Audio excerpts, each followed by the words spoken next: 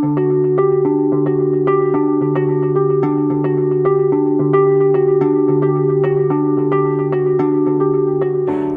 and welcome to Sound and Image Lab, the Dolby Institute podcast. This is a show about how artists use technology to tell their stories, and I'm your host, Glenn Kaiser. Today we're talking about the Batman. I recently got the chance to sit down in Los Angeles in person with the creative team behind this film to discuss the truly extraordinary sound and image work that is going into this film, which I think is going to be one of the biggest movies of the year. So we discussed the movie in quite a bit of detail, and if you haven't had a chance to see it yet, I'm going to suggest that you hit pause and go to a theater and watch this movie on the big screen. And if you have one nearby you, I really suggest that you buy a ticket and see it at a Dolby Cinema. This movie is just a spectacular presentation in Dolby Vision and Dolby Atmos, both of which we talk about in the next two episodes when we're going to be focusing on the Batman. So as I said, I was lucky enough to catch a preview screening before sitting down with the creative team today to talk about the conversation, and I was totally blown away by the movie. So today is part one of a special two-part conversation on the Batman, and I'm thrilled to be able to discuss the ambitious and huge scale work today with the amazing team of artists who worked on the sound and music for the film. So I'm joined by director and co-writer Matt Reeves in conversation with his longtime collaborators, composer Michael Giacchino, supervising sound editor Douglas Murray, co-supervising sound editor and re-recording mixer Will Files, and re-recording mixer Andy Nelson. And for those of you who have paid attention, this is a creative team that's been working together for a long time, all the way back to Cloverfield many years ago. So it's a team that has a great working relationship, great collaboration, and as you can tell from this conversation, they have a lot to say to each other. This was a really fun, vibrant discussion, and they were also eager to get back together and talk about the film. That I will say we went a little long in this conversation. We discussed it in quite a bit of depth. It was a really fun, spirited conversation. So it was just a fascinating glimpse into the making of the film and how this team collaborated. I think you'll really enjoy this conversation. So let's just jump right in. I started by asking Matt Reeves, the co-writer and director of the film, what drew him to the Batman and what made him want to spend what ended up being about 5 years of his life in this universe working on this film. I loved Batman since I was a kid. I mean, Batman 66 was sort of my Batman. That's when I was born, and I loved Adam West. And I had always loved the character and loved the movies. You know, I just thought that they were like the best comic book films, right? I just loved those movies. And, you know, it's interesting because we were finishing War for the Planet of the Apes, actually, this group. And actually, I shouldn't even use the word finishing. I was like deep in the middle of post. There was so much. We hadn't even begun the mix yet. I was still finishing the edit, and we were doing a lot of stuff with Weta and doing all of that. And so I kept getting this phone call from Warner Brothers saying they really want to have a general meeting with you. And I was like, yeah, I understand, but I'm in the middle of doing this Apes thing, and you have no idea because you make the movie again in Apes. You end up working with the animators to make sure that Caesar does what Andy Serkis did, what Kobe Kebbell did. So I kept turning them down, and then my agent called me because, you know, that general meeting, it's not a general meeting. It's about Batman. And I was like, oh, okay, well, okay, I'll meet with them. And so I had the meeting. Now, I read the script, and at that point, Ben was supposed to be doing the movie originally, and so I read the script, and I totally understood why they wanted to do that version of the movie, but I knew that for me, everything I do, I have to have a personal way in. I have to have something in it that kind of allows me to have a compass so that as I'm going through and we're talking about every decision that we're making, I know that there's something in me that sort of is pointing to my North Star. So I have to have that. And this script, it was totally valid. It was very exciting. It was like a kind of a James Bondian action film, right? Action film. It was like another, and it was connected to the DCU. There were like big characters from the other movies. And so I thought the meeting was about me saying, I think I'm not your guy, and then going back to the Apes film. And an interesting thing happened because when I said, listen, I totally get why you want to do this, and it's great, and I'm just not the person. They said, well, wait, what would you want to do? Which weirdly is exactly what happened to me on the Apes films, because I thought for sure, well, I see what you're doing, and then you're not going to want to do what I want to do. And they said, well, no, what would you want to do? And I said that I really wanted to do a story that put Batman as a character at the center of the arc. at the center of the character story, so that it wasn't about him. Obviously at that stage, you wouldn't do an origin tale because it was Ben. And so I was like, well, what I don't want to do, what I've often seen is at a certain point, once you go through that very emotional story for Batman, the stories start to slant more toward the rogues gallery characters. And those, there have been some great ones, amazing ones. But I was like, but I would love to do something where you take an imperfect Batman and give him a story, a detective story, go back to the noir sort of elements, the Bob Kane, the Bill Finger stuff, and then find a way to have that story take him on a journey that sort of, reveals the corruption, the history of the city, but ends up doubling back and becoming very personal and talking about the origins that we don't see, so that it became something that could rock him and that his character could have an awakening, so that you could have an imperfect Batman that would have to find a way to evolve by the end of the story. Because a lot of times that character, I think, at a certain point becomes sort of very rigid. You're sort of like, okay, so the rogues galleries come in and he knows he's on the right side and he goes after them as hard as he can. He's willing to sacrifice himself, but he's kind of already mastered himself. And I wanted a character who hadn't mastered himself. And I said, I also felt that by doing that, you could create a very emotional Batman story. So one of the things that was important to me was the intimacy that you were talking about. I wanted this to be an emotional story. And I said, and if you like that idea, you have to wait for me for like 6 months before I can even begin to tell you anything more about it, because I've got to go back and finish this Apes thing. And to my utter shock, they decided to wait. And then in the interim, Ben was reevaluating what he wanted to do, and he ended up stepping out of the film, and then the opportunity to sort of still tell that story, but to put it back into earlier years. That's when the idea of doing kind of a year 2 Batman came out, and that's how all of that began.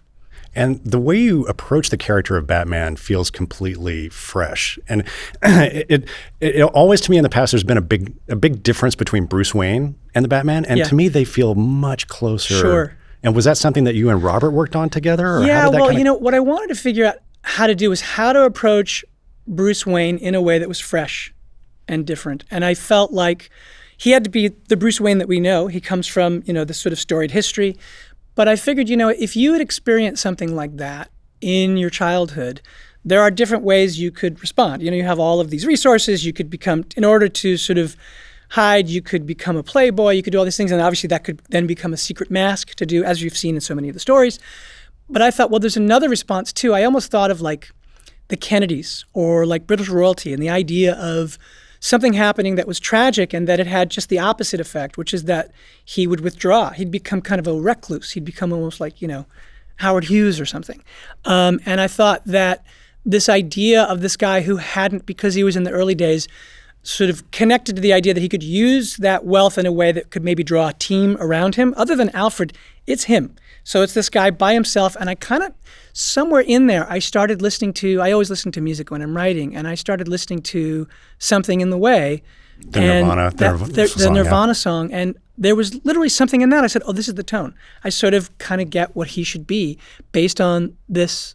And I almost saw him as like a rock. I saw him as, obviously, he's quite different physically than Kurt Cobain, but this idea of this guy who's sort of very sort of drawn into himself, kind of a creative, troubled soul who kind of had his amps all over his, decaying manor, his decaying Wayne Manor. And the amps in this case would be all of the projects, building his car, doing all of this stuff that he would do it himself. So that was this idea of kind of trying to find a way. Honestly, he doesn't know how to be Bruce Wayne in this movie. Mm-hmm. So when there's a moment where he sees an opportunity to use Bruce Wayne as a cover, because the weird thing, and this is one of the things in writing the story that was sort of a challenge, is that if you're going to try and ground this practically, which is one of the things that was important to me, there isn't anything practical about being Batman. Because when you're wearing a cowl and you're looking for crime, you are the most visible thing on the street. Like, what are you going to do? Walk by a 7-Eleven and you go, that guy's in a cowl. I've seen that guy before. That guy, what's going on? And you drive around in your Batmobile. Like, you can't do any of that.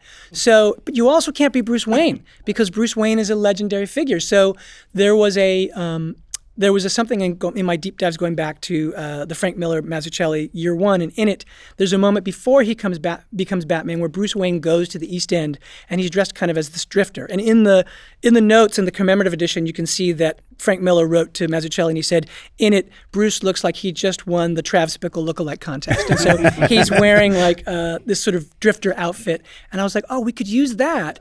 And then somewhere in the story, I realized, oh, wait, there's a moment here where he's going to realize it's actually an advantage to be Bruce Wayne when there's the scene where he goes to the mayor's memorial, and there his disguise is being Bruce Wayne, but he actually doesn't know how to be Bruce Wayne. So as everyone approaches him and says Bruce Wayne, he's just like, I don't want any of this. So it's a weird thing where it's an advantage. He's kind of undercover as Bruce, but it also he has to deal with the stuff that's the baggage that is the thing about being someone so famous who's been that famous since childhood and doesn't want to have anything to do with it. Yeah. So you teed up about 12 different questions that I want to Okay, ask cool. about that, and obviously to draw you guys into the conversation. I mean, it's extraordinary to have as long a run together as a filmmaking team as you have all had since Cloverfield in 2007. So 15 years you guys have been working together Wow. as a team, doing some truly amazing work. And so you said you think about music. You write with music, and you're thinking about music. Yeah. And obviously, the Nirvana song was something that popped that I didn't know about that. You didn't know that? No. Yeah. I never knew about that. I never told you that?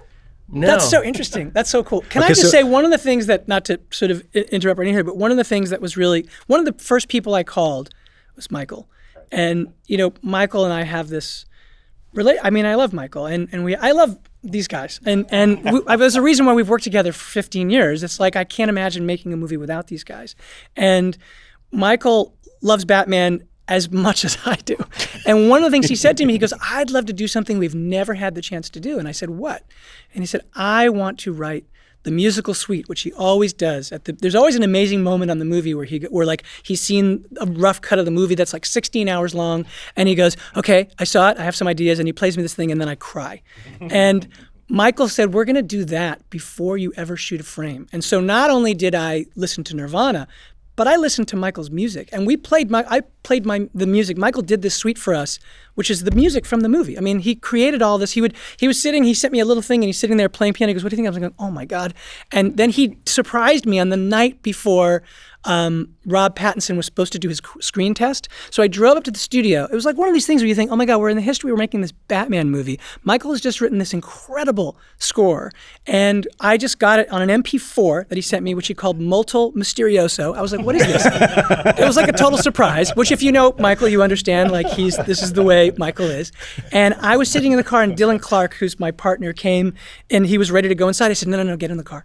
And he sat in the car, and I turned up the music, and we both listened to it, and we both cried. I was like, we're doing this. This is crazy. So we had that music from the very beginning. Anyway, not to usurp, I want you to talk about it, but it was just like Michael did something very special on this movie that I've never been able to experience before, which was he wrote this music. Yeah, Matt and I talk a lot about this stuff prior to him usually going in filming and all of that. I mean, we have a lot of conversations about it. We also love so many of the same things. And we also, the fact that he was interested in doing it from a perspective of someone who's a detective, an imperfect detective, someone who's still figuring out their life, and that there was going to be so much sadness surrounding all of this and so much uncertainty and so much a conflict of identity. I loved all of that because those are sometimes words that are thrown into other films and other things, but they usually don't coalesce into the truth that you want to feel, And this, Matt has a way of always bringing out that truth, the ugly truth of what is. And I latched onto that so early on, and I got so excited about that. And I remember just sitting down at my piano. It was not even it was in the house. I was walking by, and I was like, and I started messing around with this thing, and and I was like, oh, is this too simple? Is this am I going to get yelled at for this? But every time I tried to do something different with it, it just kept pulling me back to this other idea.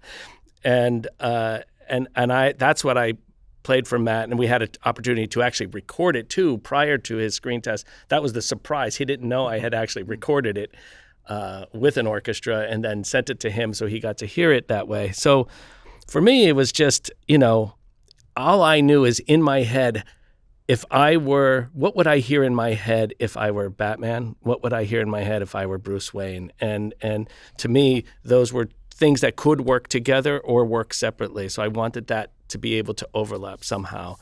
And I kept thinking, if I'm walking down the streets, I literally just kept envisioning everything he kept telling me, and how would I want to feel, or what would that make me feel like, And everything I write really does come from a place of how would I feel if I were in that situation, if that were me, being exposed to all of these experiences, how would that make me feel? And it's hard to do sometimes because, especially with Matt, it's hard to do because it's usually things that make you examine areas of yourself that you don't want to look at, you know. And but in order to get to that truth, you have to do it. So it's a bit like acting, I guess. Yeah, that's what you're describing is you're like a method actor. Yeah, Totally. And at the end of the day, you're tired, you know, Sure, you're exhausted because it's like going to therapy for 8 hours, and you're just kind of like, you know. But I feel like that's why I love working with him, because when you walk out of whatever it is he's doing, you always feel a sense of truth to it, and that's what I look for in almost anything, you know, just that sense of truth, so I can feel like I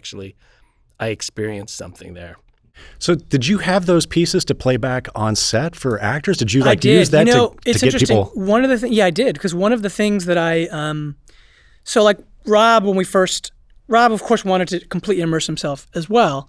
Here's a weird thing too about it, which is that in terms of Rob, once I started writing the younger version, I started looking at actors, and I just very early on, for some reason, I just knew it was Rob. I wanted it to be Rob, and I thought, and Rob had done all of these sort of indie movies, worked with really, really great directors, and who knew if he would ever want to go back to doing a blockbuster, you know, didn't know if that would be interesting to him. But I was like, it's got to be Rob, in a kind of like insane way that made no sense. Turns out that he was obsessed with Batman, I guess, as, you know, so many people are. And when he found out I was doing it, really was interested and was tracking it secretly on his own. And then we ended up connecting together. And once we had that moment where first we met, and we talked about the script for a long time, and I was like, oh, I love this guy. And then we did the screen test. And then after we did the screen test, actually, an interesting thing, I took the piece of music from the screen test. There was this crazy thing we did where he was wearing, we have to wear a bat suit, literally, to do a screen test. This is one of the things. They have to make sure you look okay as Batman. It sounds kind of ridiculous, but every Batman, obviously other than Keaton, because Keaton was the first of the Warner Brothers run, he wouldn't have put on Adam West's suit because that would have been a little strange. But literally, when you come in, you can't make your own bat suit, so you have to wear one of the old ones. And it happened for every single one of them. They put on the old bat suit. So we went to the archives, we looked at that. He ended up wearing, he claims it's George Clooney. I thought it was Kilmer. Whatever it is, it had nipples. And when he was auditioning, I was like, oh, you know what's really cool? There was a moment where he didn't have the cowl on, and I thought he looked so cool. And I was like, you know what I'd love to do? I said, I'd love to just take you and have you go against the mirror and just put on the eye makeup, and we just bathed him in red light. And this became a signature thing. I was like, oh, we have to put this in the movie. And Rob did it so magically. It was like, I thought he was like, looked like a young Marlon Brando or something, putting on his eyes. And for the test, to show the studio, to tell them, there was no question in my mind that it was Rob, I played Michael's music. So I was like, well, there's something special about today's test. And we put it up on the screen, and everyone watched it, and it was a very magical moment. And so that music is a big part. I mean, obviously Rob was great as well, but that music was transporting because that scene wasn't one of the planned scenes. And when you just saw him putting on that makeup and hearing that Bruce Wayne, it's the very, very emotional Bruce Wayne music, and he's putting it on, I was like, I don't know what this movie is, but I want to see this movie. And so when we started, then once it was Rob, I said, hey, listen, I'm going to give you everything that I have to give you a download. And he looked at all of these stills and these comics that I had read and just the movies that were references for me and stuff. There was a book called Mindhunter, which was all about profiling of serial killers, and that was important to me. But I had Michael's music. And when I played him Michael's music, he called me up and he said, oh my God, all of that reference was so helpful. He said, but the one thing that really sort of got me, the thing that tells me the most about who this guy is Michael's music. So yes, I did play it for him. I played the music for everyone, and there were times that I would play it on the set, but this was a key for Rob to get into the character. So like I said, it was a very unusual and a special experience, and Michael's music was key to everything. It was really cool. So guess what? Every director is going to want you to pre-compose. That's an interesting challenge. How do you compose without the picture? I think it's about understanding the material. It's about being able to imagine what is coming, you know. And again, in talking with Matt, you know, there's such a sort of a deep relationship between us that you know, there was no misunderstanding the direction he wanted to go in. That is for sure, you know. And then it was about me. Okay, that direction. How do I envision that direction? Because usually I do rely on an early cut or something that he's done to go, oh, here's where you're going.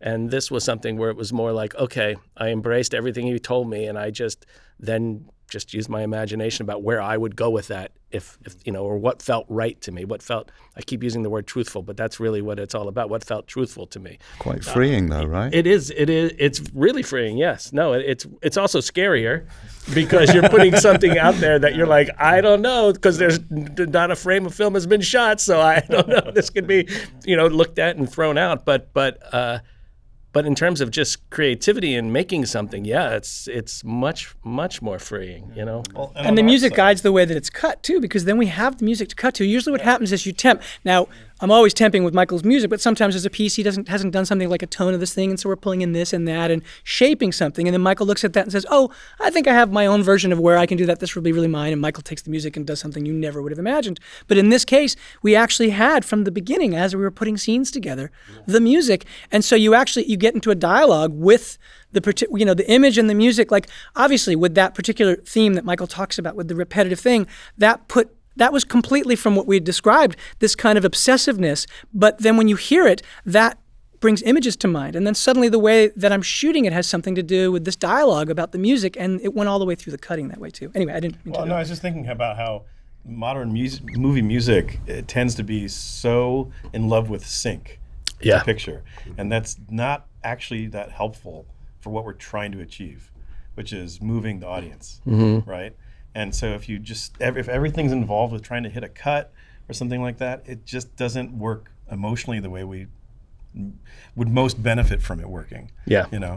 You said that. I'm getting this sense of like in that Star Wars franchise when they put the blast helmet on, and then you can feel the Force even better because you're not limited by what you're seeing. That's right. I love you talking about talking to Michael early, those first conversations. What about on sound design? How did you engage with Will and Douglas, and at what point in the process did that start to happen? When did you start thinking about the sound design for the film? Early on, no. I mean, here's the thing. I always write.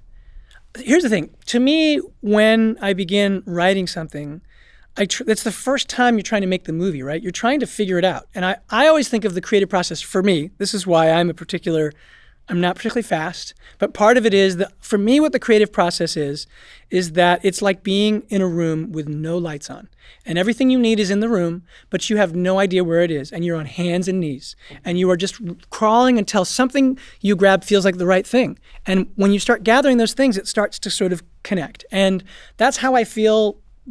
So I live in utter terror and desperation. That's basically how that works. And on the page, I start trying to think, well, what does it look like? How I'm trying to watch the movie on the page. And so I'll describe shots and I will describe sound. And I'm always thinking of these guys. In fact, when we did Let Me In on Skywalker, they set me up in a room because they said, oh, you could come to Skywalker and write, which I had never done either. And you made me this soundscape, you both made me this soundscape with this little piece of Arvo Part music, right? But then you created all these winds on it. And so as I was writing, I write to sound. And so I'm always thinking of sound because I like the idea that movies, for me, what I get transported into sort of movies is the subjective experience. I like the idea of going through a film in the shoes of a character who you aren't, and being in that character's shoes, even as he does things you'd like to think you would never do, or things that challenge you, things that upset you, and putting you in there so squarely that you go like, oh, I can see why he did that. I'd like to think I wouldn't do that, but I can understand why he did that. And for me, that's the way movies are about empathy, right? And so, and then obviously when somebody's doing something, if it's Batman, you want to think, wow, I don't think I'd ever have the courage to do that. But all of that kind of stuff's too. So for me, the idea of sound being part of the subjective and emotional experience happens right from the beginning. And we did talk, right? I mean, I shared the script with you guys early on. And before you started shooting. Yeah, I mean, one of the things that's important to me is this sense of not in trying to create the subjective. You're not only doing stuff that's about perspective, which we often are dealing with and trying to, how it's put together, but also just the sense of, for me, the movie, because it's in an emotional space, there's a bit of that uncanny thing. And the drone work that these guys do is super important to the mood of the thing because it creates a tremendous sense, in addition to Michael's music, of creating dread and the sense of atmosphere. And so there's a level of subjectivity that was super important to me. Like in noir, it leans even more squarely the way I wanted to do it. I wanted you to be in his shoes. If he gets knocked out, you're going to get knocked out, and all of those things. And so the sounds were super important. And I think we were talking about, you guys were recording rain and stuff very early on, and there was stuff in the production. And also what Stuart Wilson did with us too, our amazing production recordist, who also, like these guys, are like method sound guys. And that he would record that kind of stuff to us too. So yeah, we began that. During the COVID hiatus of the shoot, you had a convention where you had to make a spot. Oh, we had to do. And that was really first cool. Got engaged, and we really plugged in. And that was DC Fandom. That was for the teaser trailer. It was a weird moment because there was a moment when the film stopped, and you were about just a few weeks into photography, right? We were when probably COVID... we were about a quarter of the way into the shoot, and with a tremendous amount left to shoot, and there was a moment where, I mean, obviously the whole world was this way. We didn't know what was going to happen. And even so, the way that this happened is all film studios did a thing called, they declared force majeure. And a force majeure means an act of God, which means the movie's gone. So now we had this belief that we would come back, but I didn't know. But one thing that told me that we were probably coming back is that the studio, even as we were force majeure, was saying, now we're going to try and do this Fandom thing so that people can see. And I was like, oh my God, we only have a quarter of the footage. And me and my family were stuck in London because we decided, well, we can't relocate again. So I guess we just wait here. So here we are, being in this pandemic. Everybody's terrified all across the world, and we are not even home. And we're just like, it looked like 28 days later. Like it was like you look out on the streets outside and we go, there's no one in London. This is so weird. And so the only thing I had to focus me was that I would go up into, I had a link to the dailies and stuff, and we could talk about, because there was no cut. And so I'd be saying to the marketing people, well, I think I love this stuff and that. And we started getting into this dialogue. And one of the critical things was that we were going to do the sound for that. And so these guys started diving into the sounds of the Batmobile, the sounds of the atmosphere of the rain and all of that. Because there's the whole scene with the voice. Yeah. Batman's punches, what does that feel like? Yeah, exactly. And literally the stuff we made for the trailer, almost all of it made it into the movie. Yeah, the Batmobile sound. Yeah, all that stuff I made for the Batmobile stuck. I mean, we expanded on it, obviously. Yeah. But, the punch, the scene when he punches the guy and then says, I'm vengeance. We looped that line for the trailer. Yep. And all those punches I cut, all that stuff went into the movie just as we had it in the trailer. When it works, you don't mess with it. Well, that's exactly right. One of those things where we felt like it worked, and then obviously when we shared it with everyone was kind of like transfixed by that moment. It was like, let's not break it. Yeah. It really works. Yeah. Well, that's what I liked about the way you work. You were saying about feeling around in the dark, but once you do grab onto something, you trust it. You trust it and it stays. So it's not like someone who's constantly getting insecure and second guessing everything they do. And I'm not saying insecurity isn't a part of all the way to the finish. It absolutely is. Thank God, because I'm super insecure. It is, but you're not reacting to it in a way in which is, well, let me just swap it out for something that's different as opposed to better. You know what I mean? A lot of times, you have to become an emotional compass. Yes. Like, to me, that is the job of the director, is that because you have so many incredibly creative people who you're working with, right? And I make a movie in my head on a piece of paper. That's one version of the movie, and it's a very narrow band of what that movie could be. And then you work with these artists, and you want everyone to bring something. And then my job is to not only sort of say, like, no, wait, I laid this down. Can we try and realize this moment? Or somebody has an idea. I have to be an emotional compass to say, that idea is great. That idea really works. Somebody has to do that. And the way you do that is by immersing yourself into that thing. And I have a thing where even in my notebooks and stuff, I write things down. And every time I have an idea, I think it's the first time. And then I'll look back. And I've had that idea about 16 times. And when that happens, I go, that must be an idea I want to do. And so I do, at a certain point, start to settle in on those ideas. But at the beginning, you have nothing but the blank page, right? You have nothing. That's what when you have music, you have the blank page. Yes. What are you supposed to do? The keyboard is like a shark's mouth. You're putting your hands into that. You're like, staring at the blank canvas is the hardest part of the creative process. Yep. And I figured out at some point in my career, actually probably on Cloverfield, that like I have to just put something in there, even if it's the total wrong thing. I've got to, because I have to react to it. Yes. And you put something in, you walk, you do something else, and you come back to it, and you either go, that's actually pretty good, or you go, that doesn't work at all, because maybe you figured something else out later that then influences back to that early thing. Yeah. But the blank canvas is the hardest part of the process. And that's it. We have to become the first audience. You know what I mean? That's it. We all want to see this movie. We want to be affected by it in some way. And you're trying to tell this story. And all you can do over the course of, this movie took 5 years from the moment that I signed on. Like, it took me a long time to write, I'm embarrassed to say. And it took a long time to make. We had the pandemic, and then we had this mix was actually slightly shorter than what we usually have, which scared the heck out of me.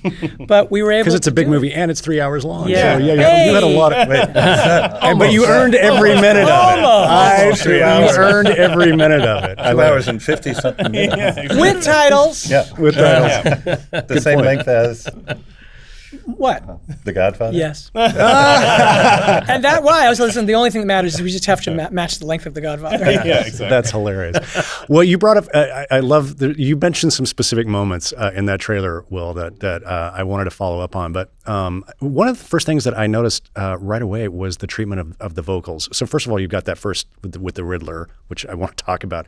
But also, previously, the treatment of the vocals for the Batman in previous iterations of this franchise has been the subject of some conversation, but you went in a completely different direction. Andy, I'm kind of curious about how did you approach mixing the vocals of the Batman and sort of making that tone and making it different from what we heard before? Well, because I come on, really, I'm the last to come on the creative process here, which has an advantage in the sense that I come in with no history, no. We tried this. I come into it as a fresh eye and ear to something that's going to be the final mix of the movie. So when it came to Robert's voice, for instance, I mean that's all just pure performance. I mean it's very clear to me that he found a place in his voice, in his range, in his acting that he needed to be at. All I was going to do was protect that, because the tendency often with the big soundtracks, of course, is that they get layered bigger and bigger and bigger, and suddenly, I have to be the kind of keeper at the end to say, hang on a minute, I don't think we can hear him very clearly anymore, because everyone's got so used to the dialogue and you start to hear the words in your head, and you don't necessarily pay attention to the fact that we have to make them as clear as possible. So I think my job in that sense was just to protect his performance, to be honest with you. Yeah, I mean, you would say, I don't know what he's saying there. I would say, which I said many times. The first time I watched the movie through, I was like, this is fantastic, but we have to make sure we understand what's being said, because it's just, I'm the fresh person to the mix. And as a result, I went back and re-recorded certain bits of it too, because there were places where, just based on the drama, like for example, the sequence where he is that drifter character in the beginning of the story, I wanted it to feel very internal. And Rob and I worked on that tone for a long time to arrive at that voice. And Rob is an amazing actor because he has incredible technical facility. I've never worked with anyone who has this particular combination, which is that he's incredibly emotionally connected, right? So he goes into a scene and he can really get into really pushing himself into places, but he's also incredibly technical. So I could say to him, listen, I need this moment to be even hotter, and I need you to lean on your left foot. And he'd be like, okay. And so he would do that level of detail. And one of the things he could do, he told me actually not that long ago, because I was so interested in the way that he has such control of his instrument, of his voice. And I said, that's so interesting the way you do that. He said, well, the voice is important to me in that, he goes, even if I played somebody who has, because by the way, Rob has no dialect coach, right? So all these movies he does where he's an incredible mimic. It's scary. You're like, just from the moment he came in, he was already doing this voice. And I was like, how does he know how to do that? Who's his dialect coach? He doesn't have any of that. And he said, but even if I was playing somebody who came from where I came from and spoke essentially with the same dialect, same inflection, everything that I speak in, it still wouldn't come out exactly the same way. It wouldn't sound like me, because the voice is one of his ways in. And so we worked on that, and then he arrived at that, and then in the cut, when we were looking at it, Andy was saying there's some places where it gets really big. And so we were like, we got to find a way, performance-wise, to get more projection, because I love the intimacy of him being really quiet. But Andy was absolutely right.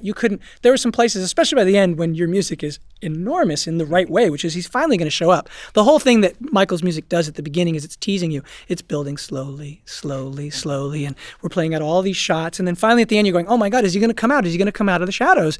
And he doesn't come out of the shadows yet, and it's really big. But at that point, we're like, well, how can we do this? So because of what Andy said, I went back to Rob. I said, we have to find a way to let this build, to let it come through. And so that was, yeah. And I hated having to, I always want to protect the original recordings as much as I can. But in this instance, I was desperate that we went back and tried, at least, knowing that maybe it wouldn't work and we would have to use some of the originals. But in the end, I think we ended up with a bit of a combo. Both, yeah. And it worked great. So... what an amazing challenge for an actor doing a performance that's as intimate as Rob's is, to then go back and then try to make adjustments like that in the ADR stage, probably a year after photography? Yeah. At least. No, whatever it was, yeah.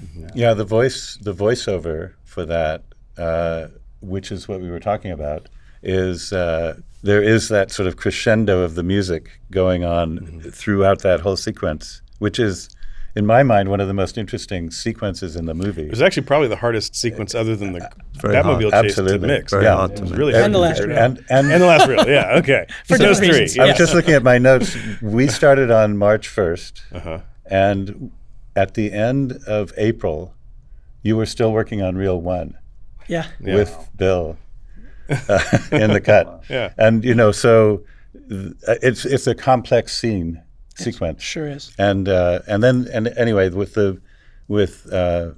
Rob and the ADR, he didn't like to use the headphones much during the ADR, but in that section he wanted to listen to the music and the build so that he could feel the build of energy and come through. Well, that's it. actually what made sense too, right? Because in a way, what he was doing was he was internalizing the music. The music is a reflection of what's going on inside him. So he starts coiled, and then as it starts to build, the intensity, he found the path to saying like that he knows he's going to come out. And this whole story, one of the arc of the story really, and the awakening that I wanted to begin in a place of the desire for vengeance, and then I wanted, and it's a Batman movie, so you want to watch that, right? There's a level of us that all, this is like a Hitchcockian thing, right? He would always implicate the viewer by drawing them in. You're watching, you're going like, oh, that moment. And then suddenly you're going like, wait, I'm watching this like a voyeur myself. And I'm actually enjoying watching this to a degree. And Batman is about to kick some ass. And you know what? I want him to. But then over the course of the story is meant to unsettle you in a way and ask if that's the question. And you get to a place where suddenly he's like, wait, is that the path? Is that what I should be doing? And that is really that was one of the very early concepts of what I wanted. And I think one of the things that really helped in this voiceover section, off of Andy's note, that we needed to get more of that projection, that off of Michael's music, there's an intensity, and it's building from that very personal place, which is that, what Rob and I talked about is that every time he encounters this whole thing, he's very dysfunctional, this character, obviously, right? And, people think of him as a hero, but the truth is this is a guy who's trying to make sense of his life, and he's never gotten over these events, and it's the only way he can make sense of anything. He's trying still to cope with what happened to him. He's stuck, actually, in certain ways at being 10. He hasn't evolved in certain ways. And so every time he sees someone who's doing something that he thinks is contributing to the criminal sort of side of what's going on in Gotham, to them, it's the same people who killed his parents. He just keeps seeing that again and again. So it was making it very personal, and the music was doing that, and so this idea of building made total sense, and Rob did that. Rob, as he listening to that music, that's his own rage building. It's building and building, and you can hear it. It's interesting. I'd be curious to take that track and actually pull out the music, and you'd hear this build to where it starts very intimately. Absolutely. And then it starts getting angrier and angrier and angrier. And then he had done this one thing that I loved at the end, where on the very last thing, he has this line where he says, they think I'm hiding in the shadows. And then all of a sudden, the whole thing releases and the music releases.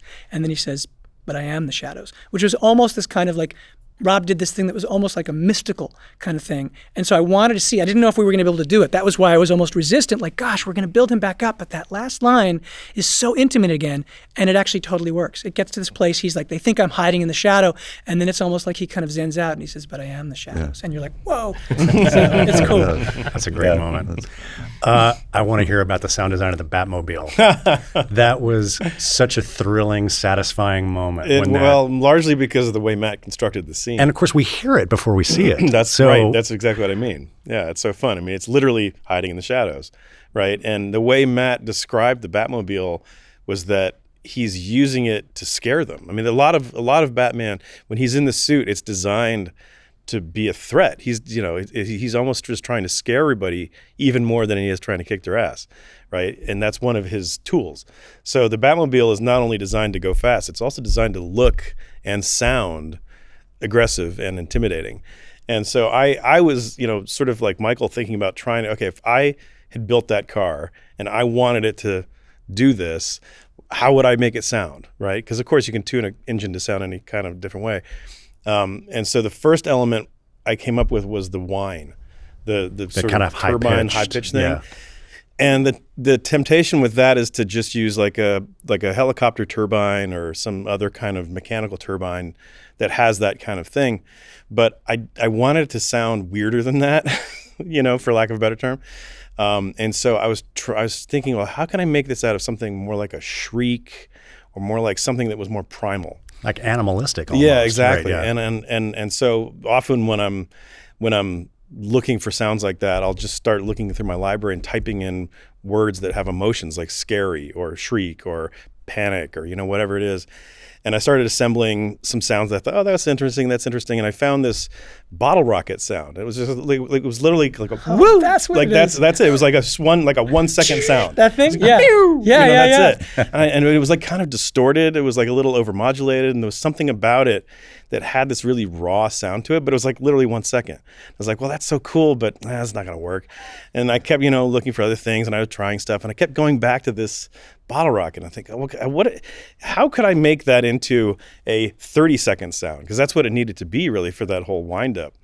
And so I started looking into some interesting processing, and that, tried running it through long reverbs and that sort of thing, which is kind of useful, but it loses its character. It just turns into like a sound and echo, basically, right? So I found this thing. There was this, like a few years ago, somebody on YouTube posted this thing that was a Justin Bieber song slowed down 800%.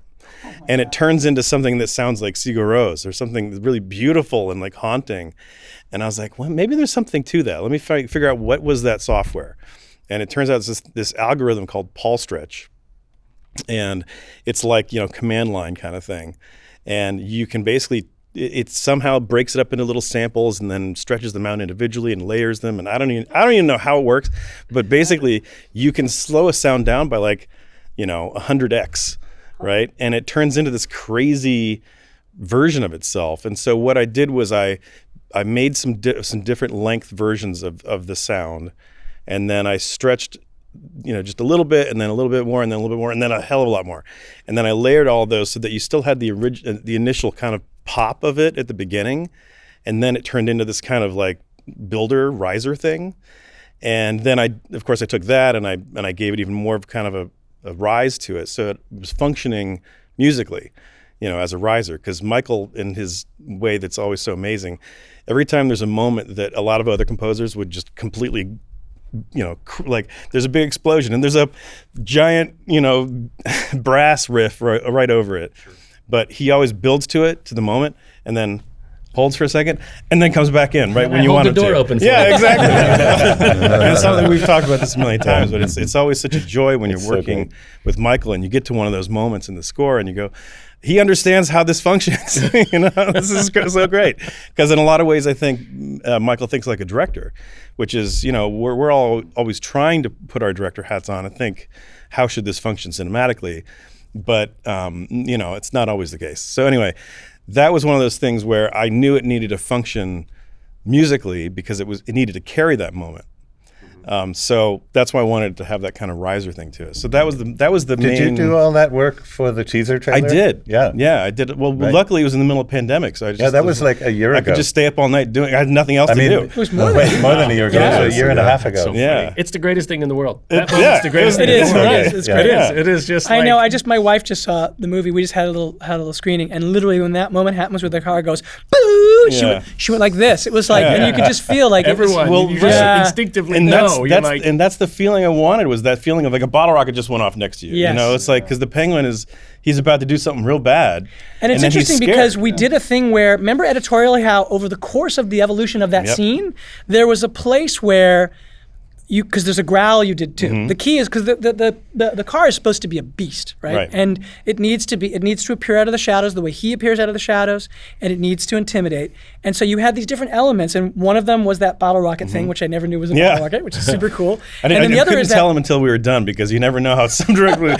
We can't put a bottle rocket in for the Batmobile. I would never say that. I know you wouldn't say that, but I mean, we on Cloverfield, like you had me run around, you go like we did. I was like, I'll do anything you think Matt's is down cool. for anything. Yeah. But the thing is that the other part was this growl thing, which was, what was that? What was the engine? The engine. So there was actually three things, right? So there's the whine. Yes. And then there's the rocket blast. Yeah. And then there's the actual engine turning. So that's what I'm talking about. The engine turn. Yeah. What car was that? That's a 72. Well, it's a combination of a 72 Bronco and a 1980 Bronco. Okay. Because one Bronco simply won't do it. Well, yeah, exactly. Yeah. Well, but basically, yeah. I mean, it's like it's it's a big block Ford V8.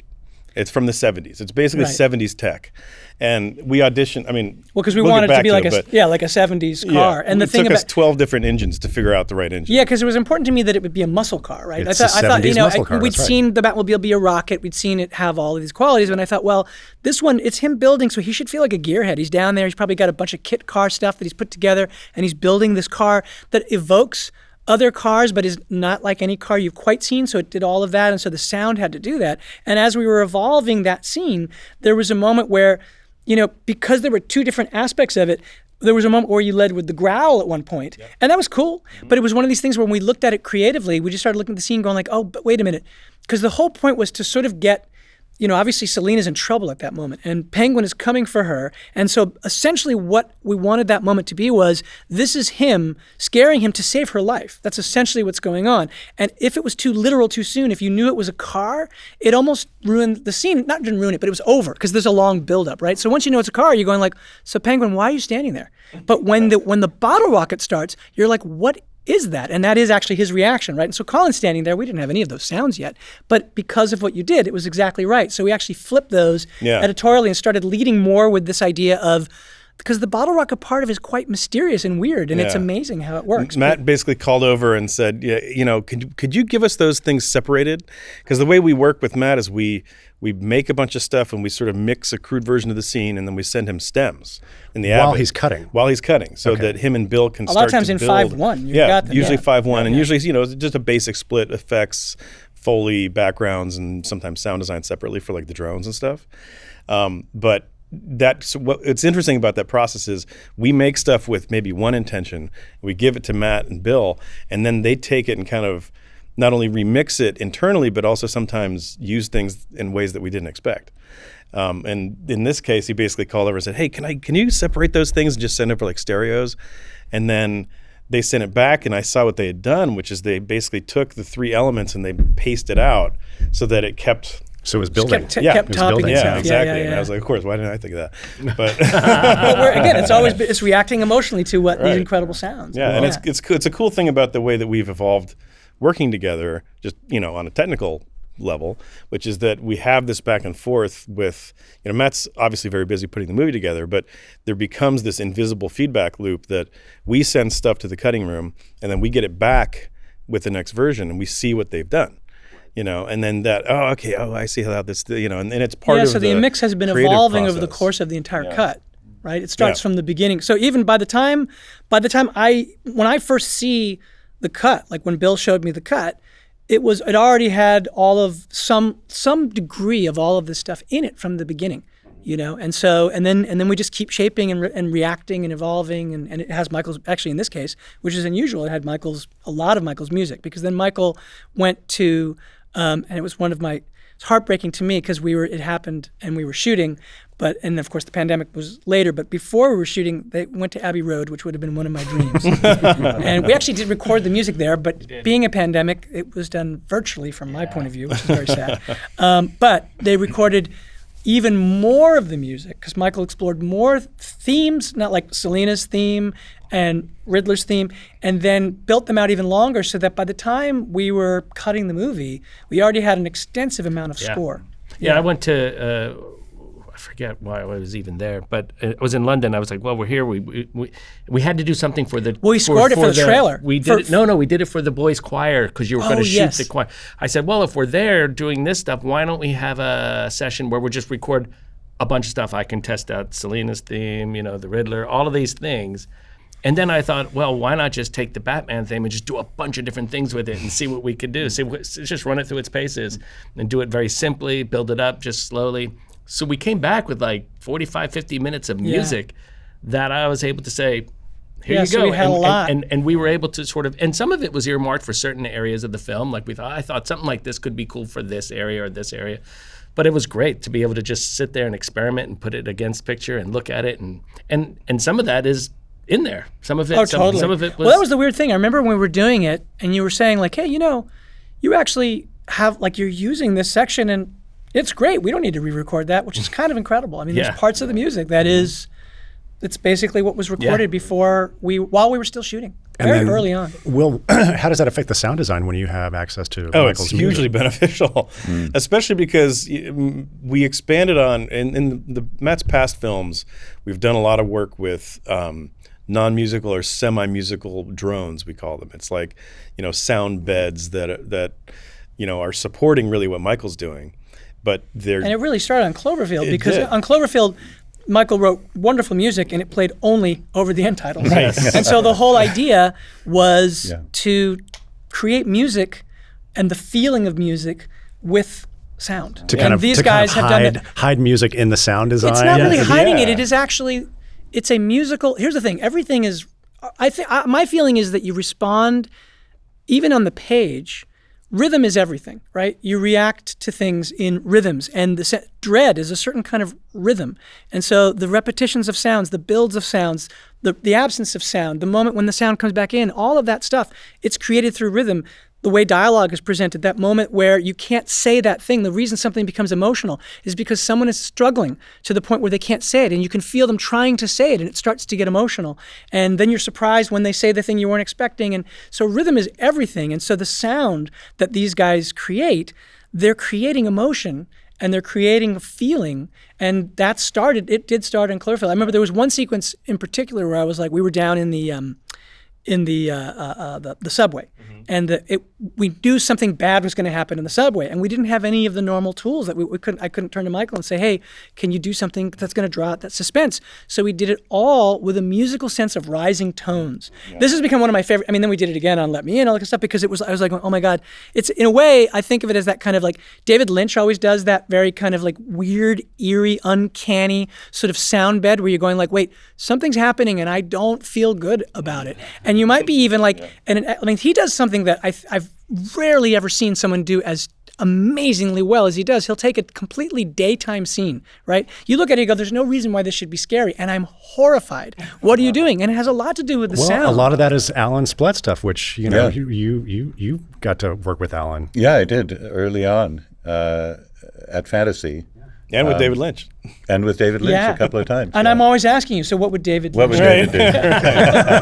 He put in an unsettling tone. Yeah. But which unsettling tone? Yeah, Right. and we have those throughout the movie. I mean, this movie, there's one, the sequence, I remember when we were putting it together, there were a whole series of sort of drone beds that you were building that for the scene where Coulson is being questioned and being given the riddles by the Riddler at City Hall, that's a long dialogue scene where we didn't want, there's one place where the music starts to, well, there's two places. One, when Batman emerges at the very beginning. And then there's a piece of music when the Riddler starts talking about his childhood and you start hearing this little, sort of, you hear the vocal come in. But other than that, prior to that, it's all been this unsettling music, which isn't music. It's all of the sound design in which you feel like, why am I so anxious? And you're anxious because that is the intention of the sound. It's doing all of that stuff. And it always works best when we have Michael's music because it needs to function with the music, even if it's not connected to music, which sometimes like in a case like that, there was these pieces that came in and out, but it still has to talk to the music in a way that makes sense for the film.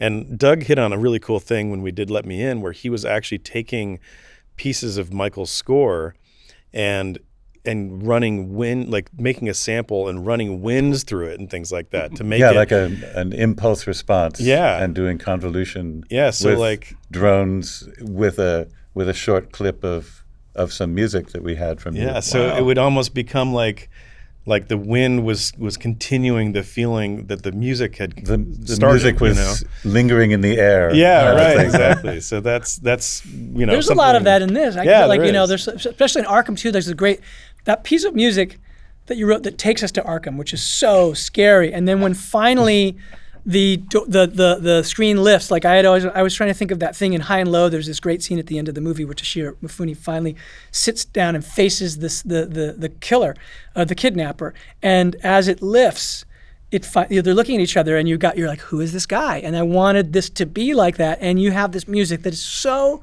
horrifying. It's just so ominous and unsettling, it's one of my favorite cues. I mean, I don't know, I love all the cues, but that moment is so dark. But then I hear it every single time because we were recently doing when we were doing the Joker scene, right. And when it stops, there are these tonal things that are completely, Yeah. they're in tune with the music, and it's not the music anymore, but you're just like, there's these things that you did. Did you do that with that same? Well, I contribute. We had a great team of sound effects people, and we all took our own passes on the film, on the scenes, and I often did the first pass of scenes like that, and then Will would do a pass, and where he would mix it, evolve. and then Lee Gilmore would do something. He did a lot of the tones for that scene that you're talking about. Yeah, that's got. There's a kind of like cry. It's like a little.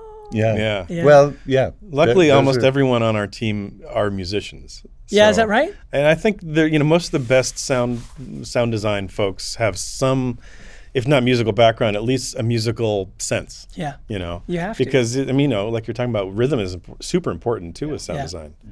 Yeah. Actually, what was interesting about like this, him punching the guy before he says vengeance. Yeah. We did in the trailer. The rhythm of that, I found, had to take a lot of passes at getting the rhythm right. Right. And it ended up not being the actual punches rhythm. It's not quite visually in sync. It's kind of like when we did Ratatouille. Yeah. We figured out we had to recut all the Foley to be in time with Michael's music, because otherwise it Rather than in sync with the picture? it didn't. It sounded out of sync, and it felt out of sync. It didn't feel like they were moving with the music and dancing with the food the way that they were supposed to be visually, and how we were supposed to feel about it. So we had to recut all the Foley once we put Michael's music in. And like, damn. Well, sync is a state of mind. Yeah, exactly. Well, that's it. I mean, and it's not. So seldom are we trying to do something that's like literally real. We want to try to do something that feels true. Yeah, it's emotional. Right? And it's not, people don't go to the movies to have, literal experiences. It's supposed to be abstracted, and it's supposed to be something that's taking you somewhere. I think what's hard too is, though, there's a certain level of sound sheen that you see in today's blockbusters, right? I mean, we've evolved to a place where everything feels like, it almost feels like a machine, like the most beautifully well-oiled machine. And I think one of the things that is important to me is that level of subjectivity, which puts into this kind of thing that's that isn't literal, right? It puts it into an emotional space that feels like what it would feel like to be experiencing in that state. But then the other side, the more sounds that are meant to be literal but aren't literally literal, I feel like they have to have, and we always talk about this and go, God, that sounds too much like, that punch is too loud for that, or like, and so how do we do that in such a way that it can feel dirty and messy enough? It's still not literal. It still wouldn't sound like that. But the challenge of the film was to find a way to make it sound gritty so it felt more real, even though it wasn't real at all, as opposed to, because a lot of times you come into a fight scene and those fight sounds are really like in your face in a really particular way.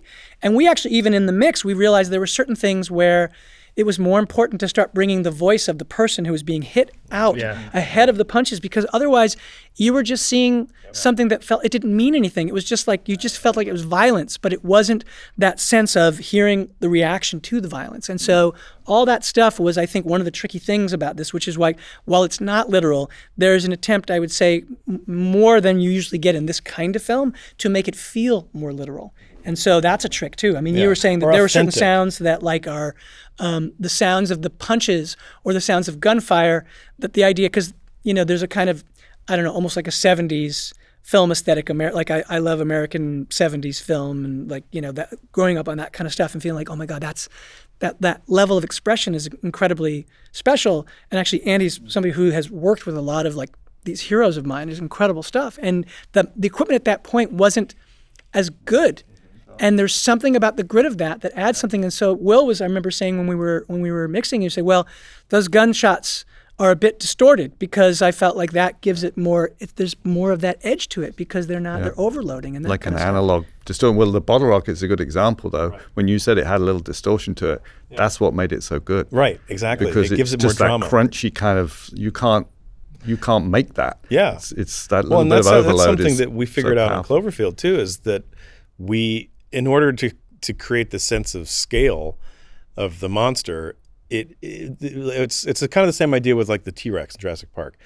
The sound is so big that it's overloading the microphone. Right. It has to be that. Right. Yeah. And it's like, but that from our experience in the world, we know that like when something's really loud, it gets overloaded. or whatever, Yeah. right? And so when you do that artificially, it tells your brain, Yeah, there are your certain lizard cues brain that we goes, get. that's really loud. This is a Yeah, really big like It's you still sound. tricky because you can. It's a fine line. It's a fine line. Because it's Yeah, a there's fine a line point where it doesn't between work. something's wrong with that, Yes, or right. holy cow, that really affected Sure. me. Totally, And yeah, totally. I was super impressed with the fight scene when he goes to the club for the first time. Right. Oh, that was I so was really hard too. impressed And with that yeah, because That I was a hard like, one to get wow, right. to Yeah. hear. First of all, that music is just going. It's so loud inside the club. But then to still be able to emotionally experience the fight Yes. on a level that I felt was intimate. Yes. In such a I was very impressed. and that took a good. long I'm glad time that to worked. arrive at, Yeah. because there were versions of it where the punches were much more forward, and then we were like, that's not right, because you're in a club. So the weird thing is, if you can hear something that's soft and it's loud, and you hear that relative to the music, it means the music's not very loud, Right. Because you're getting all It's a these cues, scale the balance. problem. It's a scale problem. So you go like, well, that club should be, because you wanted to feel like you were going in the bowels of that club, and so that took a long time till you find the right balance. I have to say, when I finally came in and you guys had done the pass where the level that you had that music and where everything was sitting, where you could still hear it because you wanted to, as you say, you want to hear the intimacy of that. But now you just feel like when he passes from that beginning part of the club and gets into the heart of the Yes, club, yeah. that's one of those things you feel in your guts. You go like, oh, I feel like I'm in a club. Yeah. And that was something that I had wanted from the beginning, but arriving at that was a very difficult process that these guys And were able the to crowd pull out. stuff was one That of was the last critical too. That was yeah. thing. Yeah. And the rhythm of the crowd. The rhythm of the crowd. Yeah, Yeah. to the music, the rah, Yep, rah, yep. rah, rah, which you literally had. I literally just did with the fader. With the fader. I right. realized like we had this crowd stuff and it's like, it doesn't sound like you're at a club. And then let me try like putting some rhythm on it. And literally I just was doing it with the fader. Yeah. And it ends up feeling like they're like cheering in time with the music. Yeah. Which is like, it's such a simple trick, but it totally worked. The end of that scene when they're talking on the stairs and you thought that the crowd might have a release. Yes, at we the did. end. We made them enjoy the handshake. That was last minute. That was literally an idea you had as we were wrapping up the scene, and it was just so funny. Right, that it makes the worked. moment so great It- because you it realize, felt like, alive. of course, And- there's like 200 people watching him like have this fight in this And he moment. with reaches out Penguin. his hand, and then of course they're going to react. And that's what's so great about working with these guys is that, there's the way in which you can go and you do the mission, right? Which is like, well, this is the scene. They come in, there's a fight, and there's some music. But then there's another thing where you realize that there's something that is implied in the picture that still is not quite there yet. And we tried a lot of things, right? There are a lot of approaches we tried where like that thing was a very last minute thing. It was like going, well, is there a way? Because Will was showing us how he was doing the rah, rah, rah.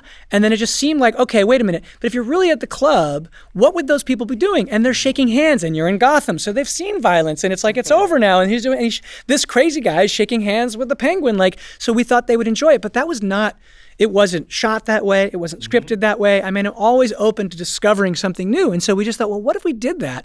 And it took a while It to took land a while that. to land it, but Yeah. it became just another good night out at Gotham.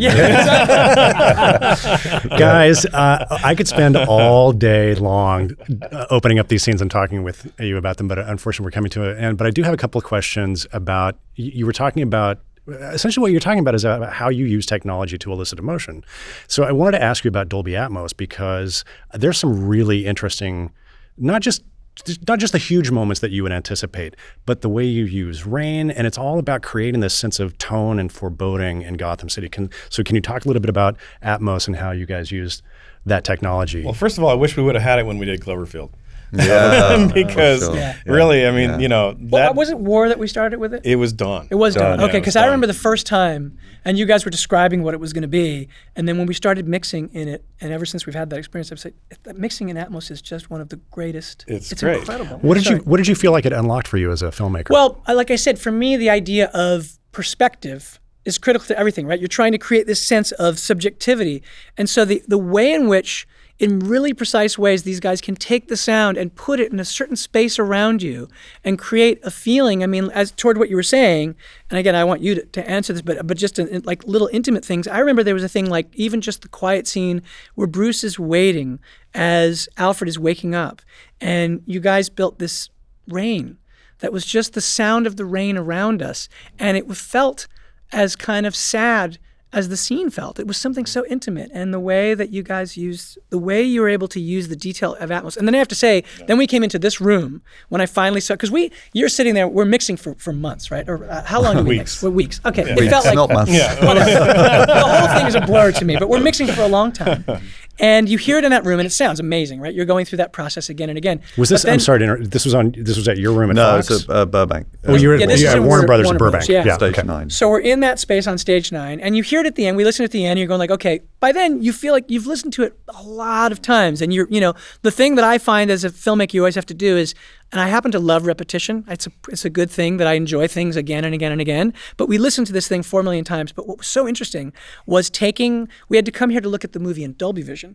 And so when I came here, I would say like 2 weeks later, because I knew that we had done a really good mix, that these guys had done something incredible. But when I came and I watched it in this room, I was like, oh my God, that mix is insane. It's truly astonishing. And the Atmos is a huge part of that as well. The way you guys mixed in Atmos, it blows me away. Anyway, but say what you were going to say. I was going to say, the great thing about Atmos, for me, it takes what is normally sort of a boxing ring, where everyone is fighting for their space, and it expands that, and it gives room for everyone to do what you need to do. So you don't always have to pull back sound effects as much as you normally would, or pull back music as much to make room for, because you can put these things in places where everything can live together in harmony. Yeah, like the chase scene's a great example of that. Like, which the motorcycle chase scene, the Batmobile or the Batmobile chase scene, the big chase scene. There's moments in that where you're strafing by these semi trucks, and they're in the foreground, and the cars in the background. Kind of see it going under the tires. And that's the kind of thing where I can take the semis that are like in the foreground, and I can make them run through the middle of the room while the music and the Batmobile are still on the front of the screen, right? And so you can create this sort of diorama of sound. And obviously you can still do that in 5.1, but being able to do it in multiple planes, it really does add a lot to that sequence. Really, the Atmos pays off so importantly in that sequence, especially as things get more and more complicated. As we approach the ending and the giant crash, all the details of the pallets falling off the truck, and everything that is happening.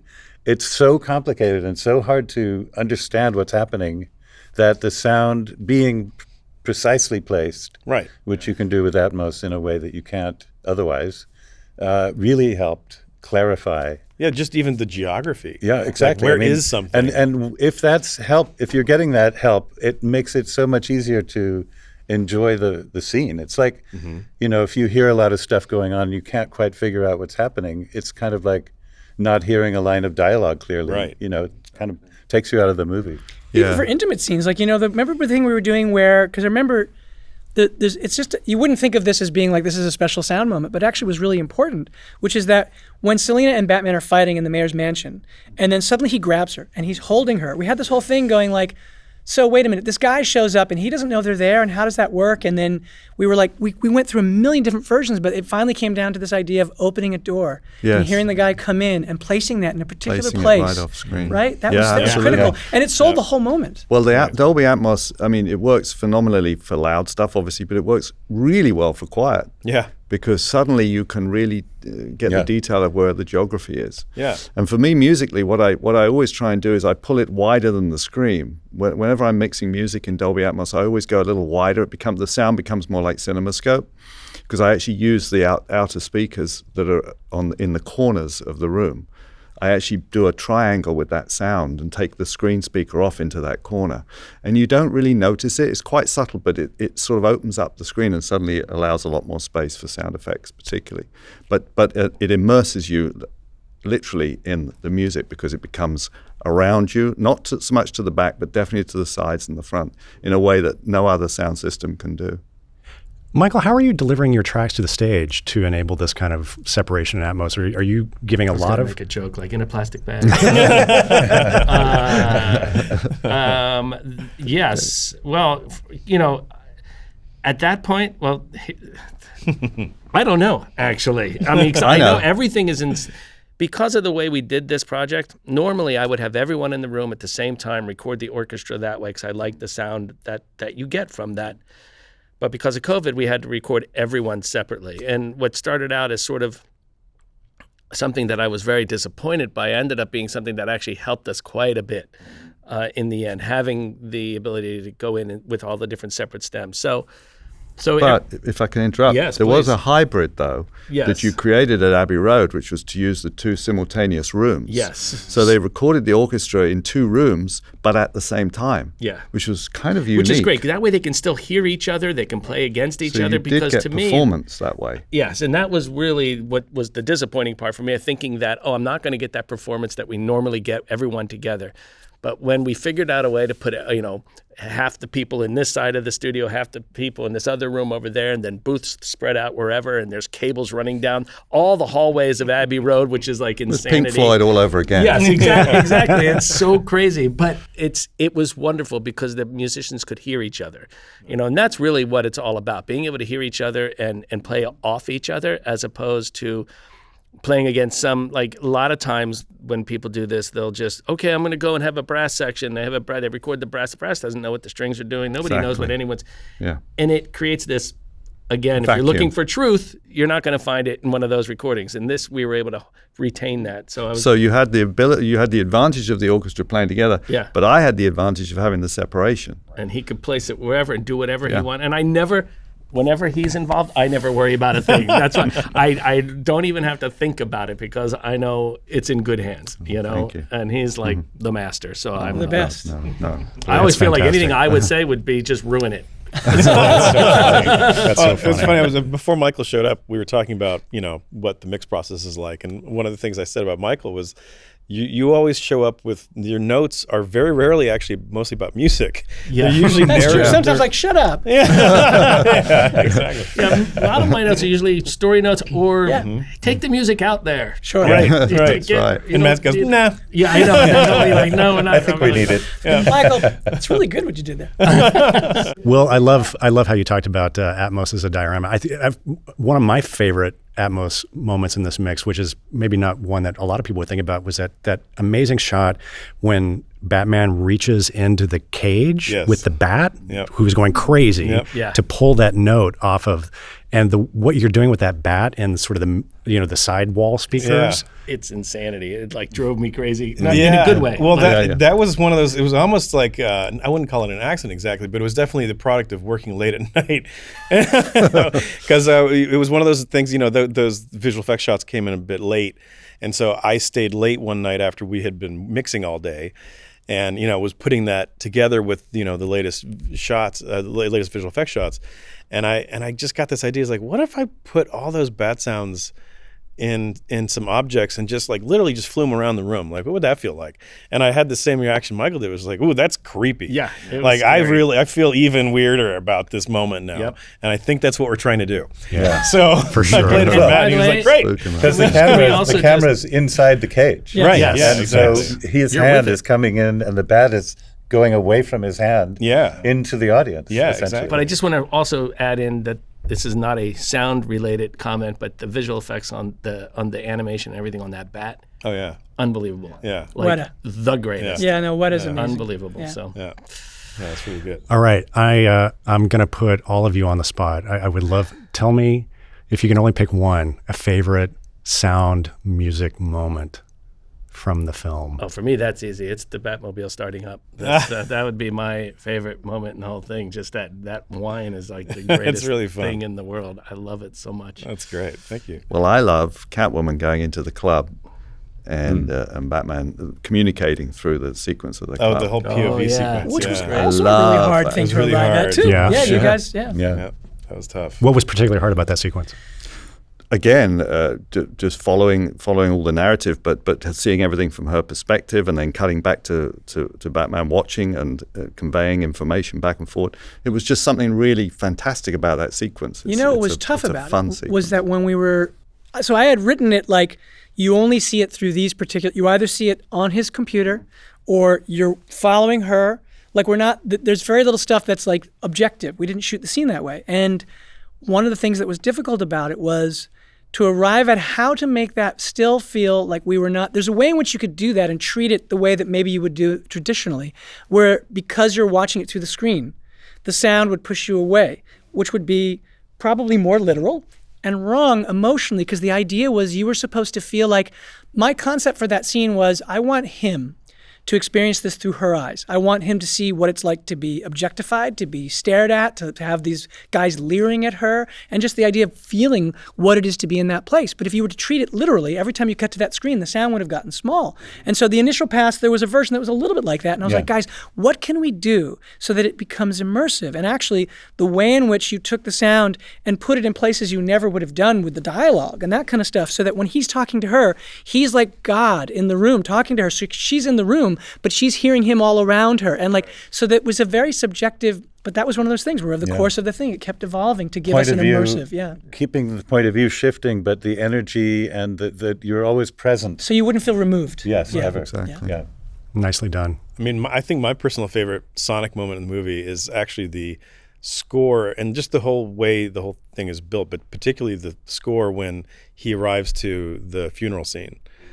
There's something about the way it looks with the look on his face. You mean when he's driving up? Yeah, when he's driving up and then when he gets out. That is so it's emotional. such a moment, That piece of music is just... I know. I kept ridiculous. I kept asking Matt if I could turn the sound effects down more there because I like the music so much. He's like, no, it's important. They need to be yelling at him. Oh yeah, because I thought that was part of the sadness. Right. You know what I mean? Which is that much. he actually has a burden in being Bruce Wayne, which is he goes to, he can't even go out. He's this is a guy who can never go anywhere without going like, Bruce Wayne! Right. And so that music, which has got such melancholy in it. Yeah. And then hearing those guys go, Bruce Wayne! Like, it was that combination. But then we go into And then we go into his head. Yeah. And the sound effects go away. Yeah. Yeah, that's right. And then he snaps back. Yeah. I mean, That was almost all interesting. sound goes away, almost. Yeah. Almost, Yes. yeah. I think it's just adorable, Will, that you picked a music moment, and Michael, you picked the sound design moment. I love and respect everything these guys do so much. Like I'm a film nerd beyond, like I'm just a film geek before I am a musician, I think. And I just love every aspect of filmmaking. So to be able to be involved at this level and see people who are as good as everyone here at this table is do their thing, like, to me, that's the greatest gift ever. Well said. I'm I'll always, cheat and take always two, thankful then. for it. For the music, I mean, look, there's so many music moments that are ridiculously great. But the one that always gets me, and in fact, when the music played again, when we played the mix back, I had a moment, because it took, like I said, 5 years to make the movie, and it was a rough period because of the pandemic, and we just went through a lot. And when we listened to, there's the piece of music that Michael wrote for when Batman pulls that flare, and when he reaches for the boy, is the most profoundly beautiful piece of music that I've ever heard from you. And I always cry whenever and you play me any of the music that you play that's in that tone. But that particular one really got me. And when it played, it's reprised again in the end titles. And when it suddenly hit me, this was coming to end, and the tone of that music, I literally had to leave the stage. I was sobbing. I couldn't stop. I just think that music is so stunning and so beautiful. So that's my music moment, of which there are so many great ones in the movie. And then I would say that there's a moment of just pure sound. We've already mentioned ones that I love, so it's kind of like, okay, I get to just pull another one in. But I love what you guys did with the sound, where when after the bomb goes off and he goes into the subjective state, and then he gets, I mean, that's another Atmos moment for sure, where you start hearing the ringing in his head, but then the sound goes into this kind of like and you start submerging into his subconscious. And the drama of the scene is, hey, they could pull that mask off his face at any moment because he's vulnerable, and yet he's not quite present enough to be able to do anything about it. So that music, I mean, the sound at that moment creates that sense of like, it's just out of reach, you're in danger. And there's something about the way you guys did that just blew me away. That is a great moment. Yeah. Douglas, bring it home. All right. Well, for me, I have to say I love the first sequence, with the Ave Maria and the boy soprano and the Riddler looking through his binoculars. We're only seeing the whole thing through his point of view, and we hear his breathing, which is really creepy. And in contrast to the music, which is so beautiful and classic, it's just and we're trying to figure out what is going on here. It's so strange. It's such a weird, uncanny way to start a movie. And it leads into that whole first sequence that we were talking about, which is so, unlike, I think, any sequence of any sort of blockbuster movie you've ever seen. Anyway, that I think it kicks off the movie in a remarkably and the sound treatment for the Riddler, unsettling way. Unbelievable. Did that take a lot of experimentation to kind of settle into that? Paul. Really? Yeah. I mean, Yeah. obviously, That we breathing already thing. used it. It's Paul. Yeah. Yeah. I mean, we did the least amount of touching to his voice. All we were like at the beginning, like when Stuart had a thing, we had this sound box that could pitch his voice down, which then you bought. And I did. I know that I know you have probably bits We of that in your never- own thing. You didn't. But the thing Yeah. about it was that he needed to understand his effect. He needed to hear what it sounded like. So there was a day in prep where he said, I'm just going to do this thing, and I'm going to put on the mask, and I'm going to talk to you, and I'm going to read the lines. So Paul Dano is talking to me in this voice. In my head, it was that feeling. It actually feels like the way you guys mixed it and designed it, where it's like you're right here. And he's talking to me, and I was like, this is the craziest thing ever. And it was absolutely that simple effect. It was always written as if he was, you know how like you have like a voice disguiser if you're going to do like an 60 interview on minutes 60 or minutes, something, right? So it was always supposed to be that kind of thing. Like he's kind of trying to disguise his voice just so that when people hear him, they don't know who he is. So that was the level of what it was supposed to be, which is kind of a simple, kind of crude effect. And Paul's manipulation of that was like a musician, like an artist. yeah. Because and he the was reacting payoff to it. for that Yeah. is when he's then talking to his His followers. He's like, Yeah. hey guys. Hey, And you're just like, whoa. Yeah. Just like, Yeah. And the big Great. part of his sound is the mic is inside the mask. Yes. Right. So when because you get all that spit and breathy, And it Yeah. overloads a little bit. overmodulated. And Yeah. which is It's And so- that breath sound it makes where he goes like, oh, he does this crazy sound with his The breath. silent scream. silent scream. Oh, that was exactly it. Yeah, he said to us, because when we were doing the post and we were getting more stuff, he was saying like, I don't know if you used any of it, but I just always thought that the reason, when I went, it's because he felt that he had been so invisible his whole life, and that he was basically so alone that his scream was a silent scream, that he was alone. No one could Wow. hear him. What a- So the sound he's making, that really unsettling sound, which was in that teaser trailer, Yeah. when he pulls the tape and does all Yeah. that kind of is actually the sound of the unheard pain of the Riddler. That's great. Yeah. I think that's a good way to wrap it up. That's perfect. There it is. Gentlemen, thank you so much for taking the time today to talk with us about this. It's I love this movie. Oh, It's thank really you. a remarkable achievement. That's great. Congratulations. We love it Thank too. you. Yeah. Yeah, we did. Thanks once again to Matt, Michael, Will, Douglas, and Andy for joining me today. And extra special thanks to our friends at Warner Brothers for helping put this conversation together for us. It was no easy task getting everyone together in one place to sit down and talk about their work in person for well over an hour. And we really appreciate everyone at Warner Brothers who helped us put this together. You can find links to buy tickets to Batman in our show notes, which you can find in a Dolby Cinema near you. And believe me when I tell you that watching this film in Dolby Vision and Dolby Atmos is definitely the way to go. If you enjoyed this conversation, good news. As I mentioned up top, this is the first of two conversations focused on the Batman. Up next, we sit down once again with Matt Reeves and his creative team to discuss the visual approach to this movie, which looks just stunning. And once again, it's a super fun and eye-opening conversation that you won't want to miss. So be sure you are subscribed to us, the Dolby Institute podcast. We will also have more of our Academy Awards coverage coming up soon as well. You can find links to our dedicated podcast feed in our show notes, or you can just search for Dolby wherever you get your podcasts. Until then, thanks again for joining us. This is Sound and Image Lab, brought to you by the Dolby Institute. I'm your host, Glenn Kaiser. Our producer and editor is Michael Coleman. Our executive producers are Amanda Schneider and Jack Ferry, with production support by Taylor Hines. And our production coordinator is Sunny Chen. Thank you for listening.